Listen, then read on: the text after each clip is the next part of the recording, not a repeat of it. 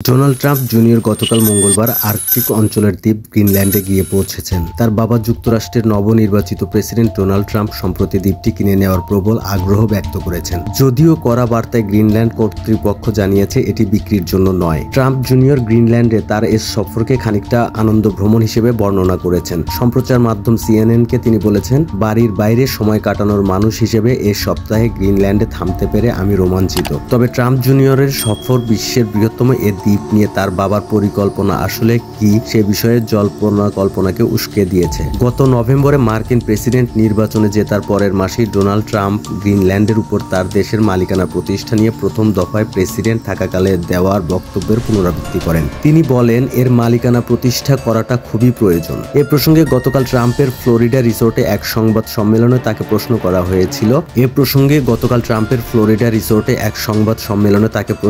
হয়েছিল। পানামা খাল ও গ্রিনল্যান্ডের নিয়ন্ত্রণ পাওয়ার যে চেষ্টা তিনি করছেন সেই প্রক্রিয়ায় সফল হতে কোনো ধরনের সামরিক ও অর্থনৈতিক বল প্রয়োগ করবেন না, বিশ্বকে তিনি এমন নিশ্চয়তা দিতে পারবেন কিনা। জবাবে কোনো রাগঢাক না করে ট্রাম্প বলেন, না, ওই দুটোর কোনোটির বিষয়ে আমি আপনাদের কোনো নিশ্চয়তা দিতে পারছি না। তবে আমি এটা বলতে পারি, অর্থনৈতিক নিরাপত্তায় আমাদের ও দুটোই প্রয়োজন। গ্রিনল্যান্ডের মালিকানা জরুরি হওয়া প্রসঙ্গে ট্রাম্প যুক্তরাষ্ট্রের নিরাপত্তার অজুহাত দিলেও বিশেষজ্ঞরা বলেন এর পিছনে নির্বাচিত এই প্রেসিডেন্টের অন্যান্য উদ্দেশ্য থাকতে পারে। যেমন দ্বীপটি হলো প্রাকৃতিক সম্পদের এক ভান্ডার। এর মধ্যে পৃথিবীর বিরল কিছু ধাতুও রয়েছে। জলবায়ুর পরিবর্তনে যেভাবে উষ্ণতা বাড়ছে তাতে বরফ গলে গিয়ে এখান থেকে এসব সম্পদ আহরণ করা আরও সহজ হয়ে উঠতে পারে।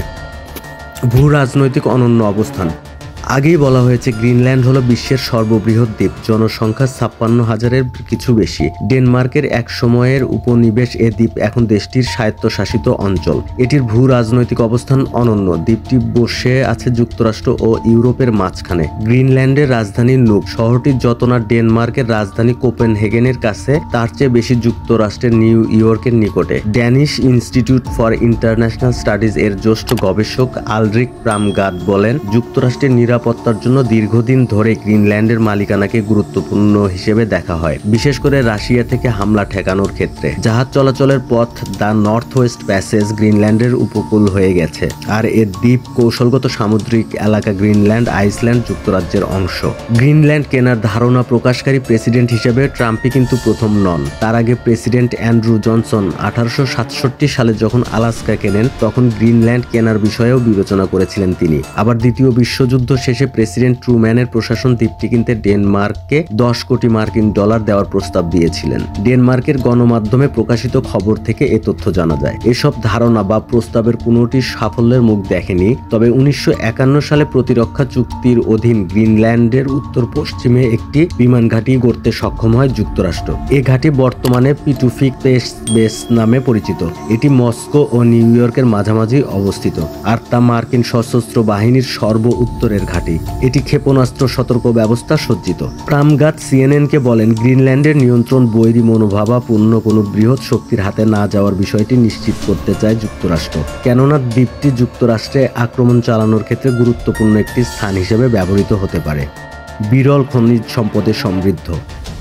রয়্যাল হলোওয়ে ইউনিভার্সিটি অব লন্ডনের ভূ রাজনীতির অধ্যাপক ক্লাউস ডটস বলেন, ট্রাম্পের কাছে গ্রিনল্যান্ড আরও আকর্ষণীয় হওয়ার কারণ হতে পারে দ্বীপটির প্রাকৃতিক সম্পদের মজুদ। এ দ্বীপের প্রাকৃতিক সম্পদের মধ্যে রয়েছে তেল ও গ্যাস।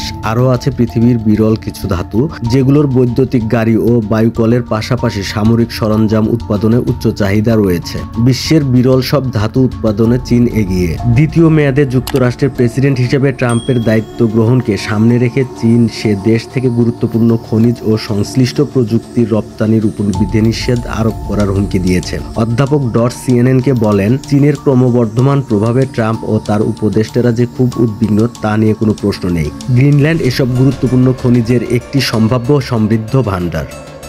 বরফ গলার সুযোগ নেওয়ার অপেক্ষা। গ্রিনল্যান্ডের বরফ গলছে এবং আর্কটিকের তাপমাত্রা দ্রুত বাড়ছে। এটি গ্রিনল্যান্ডকে জলবায়ু সংকটের প্রধান শিকার হওয়ার দেশ ও এলাকাগুলোর সামনের সারিতে নিয়ে আসছে। কিন্তু জলবায়ুর বিরূপ প্রভাব গ্রিনল্যান্ডের ভৌগোলিক বৈশিষ্ট্য পরিবর্তন ঘটলে তাতে অর্থনৈতিক সুবিধা দেখছেন কেউ কেউ। আর্কটিকে বরফ গলতে থাকায় সেখানে নতুন নতুন জাহাজ চলাচলের পথ উন্মুক্ত হচ্ছে। 2024 সালের আগ পর্যন্ত দশক জুড়ে এ অঞ্চলে জাহাজের চলাচল বেড়েছে 37%।